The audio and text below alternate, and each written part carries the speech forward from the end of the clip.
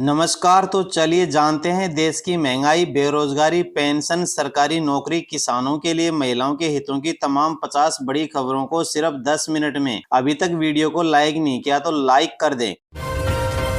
प्रधानमंत्री नरेंद्र मोदी ने ट्वीट किया है, मेरे मित्र डोनाल्ड ट्रंप को ऐतिहासिक चुनावी जीत पर हार्दिक बधाई। जैसा कि आप अपने पिछले कार्यकाल की सफलताओं के आगे बढ़ा रहे हैं, मैं भारत अमेरिका व्यापक वैश्विक और रणनीतिक साझेदारी को और मजबूत करने के लिए हमारे सहयोग को नवीनीकृत करने के लिए तत्पर हूं। दोस्तों, अमेरिका में चुनाव हुए हैं और वहां डोनाल्ड ट्रंप की जीत हुई है, तो इस जीत के लिए मोदी ने डोनाल्ड ट्रंप को बधाई संदेश दिया है। केंद्रीय मंत्रिमंडल की बैठक के बाद केंद्रीय मंत्री अश्विनी वैष्णव ने कहा, खाद्य पदार्थों की खरीद में एफसीआई बहुत बड़ी भूमिका निभाता है। आज भारतीय खाद्य निगम एफसीआई को काफ़ी मजबूत करने का निर्णय लिया गया है। आज कैबिनेट ने एफसीआई में 10,700 करोड़ रुपए की नई इक्विटी पूंजी डालने का फैसला लिया है। उत्तराखंड के मुख्यमंत्री पुष्कर सिंह धामी ने कलेक्ट्रेट सभागार में संबंधित अधिकारियों के साथ जनपद उत्तरकाशी में संचालित विभिन्न विभागीय योजनाओं की समीक्षा बैठक की है।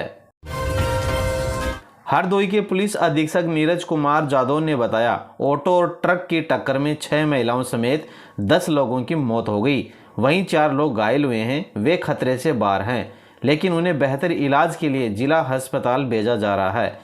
मौके पर जाकर प्रत्यक्षदर्शियों से पता चला कि एक मोटरसाइकिल को बचाते हुए यह टक्कर हुई। दोस्तों, हरदोई में आज ये बहुत बड़ा हादसा घटित हुआ है।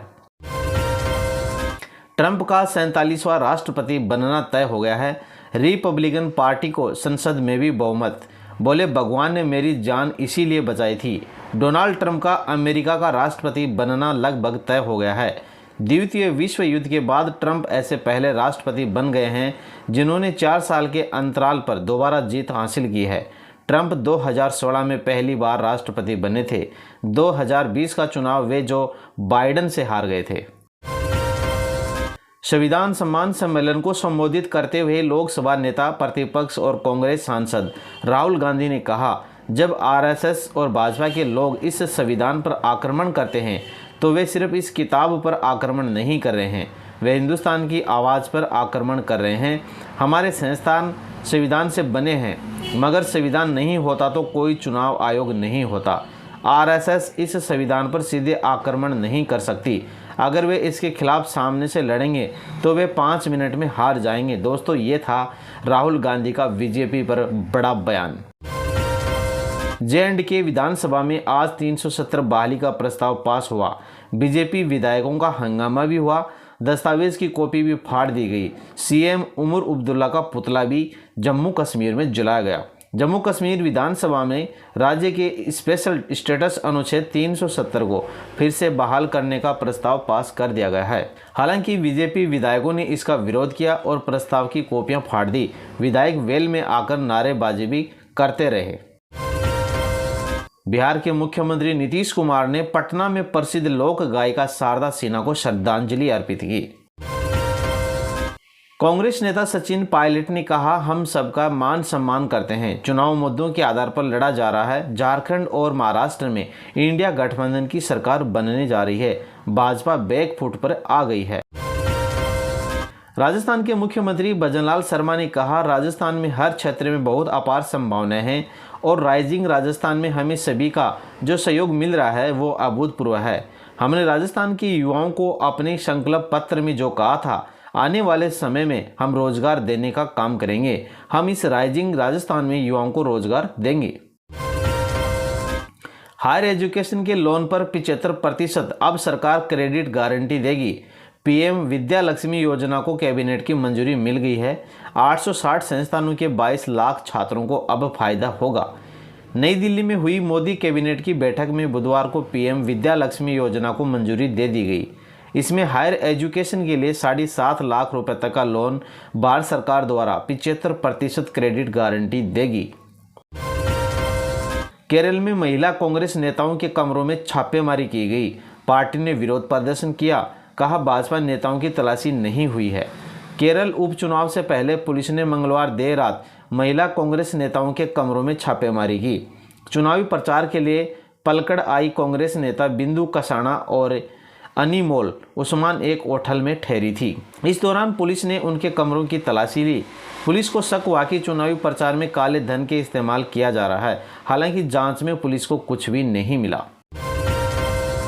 झारखंड में केंद्रीय कृषि मंत्री शिवराज सिंह चौहान ने कहा, जन सैलाब उमड़ रहा है, लोगों को भाजपा पर विश्वास है। डबल इंजन की सरकार प्रधानमंत्री मोदी के नेतृत्व में विकास की सौगातें लेकर आएगी। जनता यहां भाजपा को जिताने के लिए संकल्पबद्ध है। यहां भाजपा के समर्थन में आंधी चल रही है। हमें विश्वास है कि लोग विकास को वोट करेंगे। डोनाल्ड ट्रंप ने पाम बीच काउंटी कन्वेंशन सेंटर में अपना विजयी भाषण देते हुए अपनी पत्नी मेलानिया ट्रंप और परिवार को धन्यवाद दिया। और दोस्तों, एक बड़ा बयान सामने आ रहा है। अकबरुद्दीन ओवैसी ने फिर किया 15 मिनट का जिक्र। 2012 में कहा था 15 मिनट के लिए पुलिस हटा लो, पता चल जाएगा ताकतवर कौन। ये था दोस्तों ओवैसी का भड़काऊ भाषण। ऑल इंडिया मजलिस ए इत्तेहादुल मुस्लिमीन के AIMI के विधायक अकबरुद्दीन ओवैसी मंगलवार को शिवाजी नगर में चुनाव प्रचार कर रहे थे। इस दौरान अकबरुद्दीन ने कहा, कैंपेनिंग का टाइम है 10 बजे, अभी 9:45 बजे हैं, अभी 15 मिनट बाकी हैं। कल पटना में होगा शारदा सिन्हा का अंतिम संस्कार।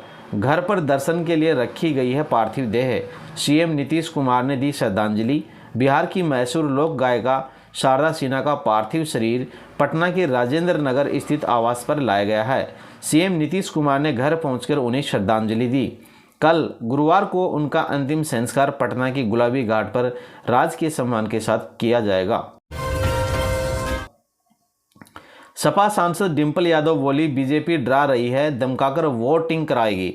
मैं खुद करहल में रहूंगी, ये परिवारों में बंटवारा करा देती है। यूपी में